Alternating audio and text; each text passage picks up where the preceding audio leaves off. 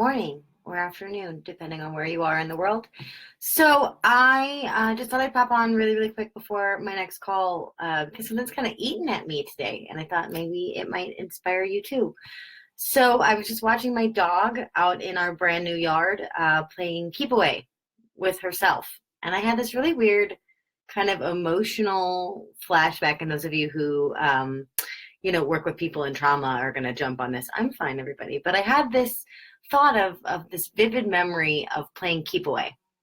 And I'm really, really short. I don't know if y'all know that. So I was very often stuck in the middle of keep away. And here's the thing. Keep away is only fun for the people that are keeping it away. It's no fun at all for the people that are being kept from. And it really got me thinking, who is my brand neglecting? Who am I isolating unintentionally? And I started thinking about that about all of you too, because even if your brand is really exclusive, even if it's meant to be very special, not accessible by everyone, or even if your niche is super, super specific, there's very likely people hanging out on the outside that don't quite feel welcomed in yet. So I know this week, earlier this week, we talked a little bit about competition and what your competitors are doing. And so if you feel like you're being pretty darn inclusive, fantastic. Who are your competitors neglecting? How can you bring them in even more? Because you hear me say all the time, everybody, that the number one thing that potential clients want to feel in certain situations is seen. And if you don't feel seen, it's a whole darn lot like getting stuck back in the middle of that game of keep away. So I'm not saying you have to completely re-niche. I'm not saying you have to hire somebody to do all of this new analysis. Absolutely not. But within your communities, within your clientele base, within your regulars even, there are probably people really hoping, waiting that somebody will let them in. So earlier this week, we talked about, does your sales page only resonate with people that think like you, right? Maybe if you're super emotional like me, you're alienating the fact people. Maybe if you're super fact orientated, you're not really getting people to think beyond themselves. If they're really group minded, any of these things are totally true, right?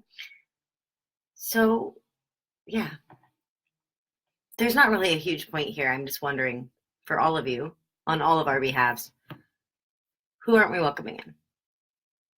There's always somebody out there waiting to be seen. So maybe instead of going for the most popular girl at the party, we should pick up a wallflower and make them feel like the most cherished person in your entire brand.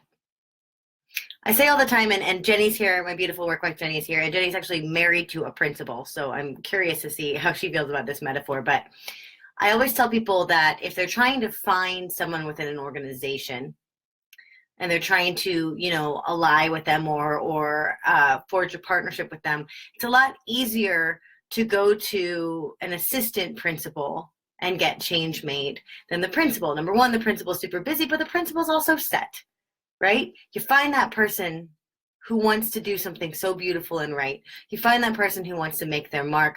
They're a lot more likely to work with you. They're a lot more likely to put themselves on the line because they see that the risk is valuable. Who are the assistant principals in your brand?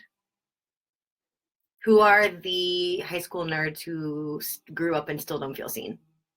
Who are the people that never feel like they win anything or are invited to anything? Who are the people that, if you're, a lot of you are selling beauty brand products, who are the people that don't invest in that because they've never seen themselves that way, right?